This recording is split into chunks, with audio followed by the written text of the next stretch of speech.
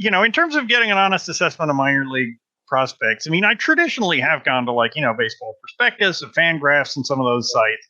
I've been kind of a little turned off, some of them more in recent years, as they've grown more political, which is kind of there's an interesting divide there, because if you look at the older generation of baseball writers, there's some really vocal liberals there, your Peter Gammons, your Mike Lupica, but a lot of the older baseball beat writers are kind of conservative guys. Whereas if you look at the younger generation, and by younger, I mean under 50, in some cases not far under 50, like me, there's an awful lot of they're just preponderantly very far left wing. And I think that is kind of reshaping the coverage of the sport. And obviously that's, I guess that probably leads us a bit into the All-Star Game controversy. Which I think is a terrible unforced error on Rob Manfred's part. This is, and I like calling it unforced error. You've got a brand that is, I wouldn't say baseball is struggling, but like anything else, the NFL is struggling. They're all trying to figure out how to grow, and they've grown so much recently. What do you do? And I follow baseball for the play on the field, yes, but more importantly, like what guys like Andrew Friedman, what Brian Cashman does, what these GMs do is they try to build these teams and sustain. I find that fascinating how they move the chess pieces. I think Farhan Zaidi is great. Like the Giants may not be believing it yet, but he's so good at building a system from the 60th player to the top player. So that's what fascinates me. And I don't need a guy like Rob Manfred to put politics in it. I mean, baseball is the thing that, on 9/11, baseball shut down for a couple of days, and then they were back at it. They are just resolute, and I don't need social justice in that. How do we make a good? Does this make any sense? What's the positive spin for Major League Baseball out of this? Is there something good? I mean, the argument in favor is basically saying that, I think there's a bait and switch element here, right? Because should baseball be completely hermetically separated from politics, every way, in every situation, always, forever? Of course you can't.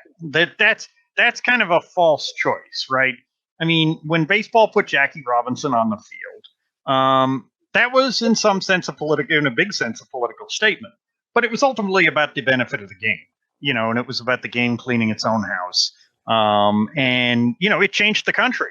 It really did. It was one of the milestones of civil rights, much more than anything that happened in the NFL or the NBA. And yes, baseball has long promoted a kind of generic patriotism, right? The national anthem, which they started doing back in the during the First World War, and even post 9/11, it was, there was obviously a political aspect to bringing the game back, to bringing out the president, right? I mean, the presidents have often thrown out the first pitch on opening day in DC, and it's been presidents of both parties.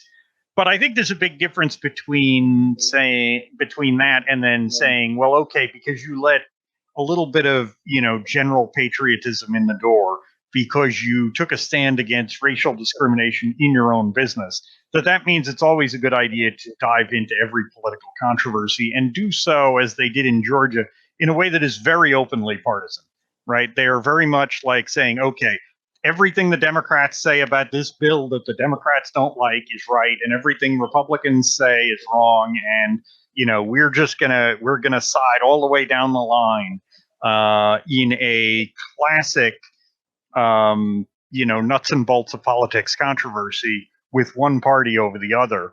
I think it's a very bad idea, and I think, it is true. It is a dangerous time for the brand of Major League Baseball.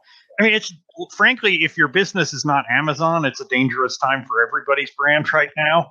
Everybody's trying to find their way through a new landscape of technology, a new post-pandemic landscape. But I think that is truest in the entertainment industry, which sports is part of, because there's so much fierce competition right now for the entertainment dollar. And football has had its own issues. And But in baseball's case, part of it is that, kind of aging fan base that is the real installed, traditional fan base. It is the competition with the NFL is something that's been an issue for baseball for, 50 years now. And with the NBA for 40 years. And so you have a lot of different things going on at the tempo of modern life that make it difficult for, make it a struggle for baseball to retain fans. And then obviously you have missing 2/3 of the season last year.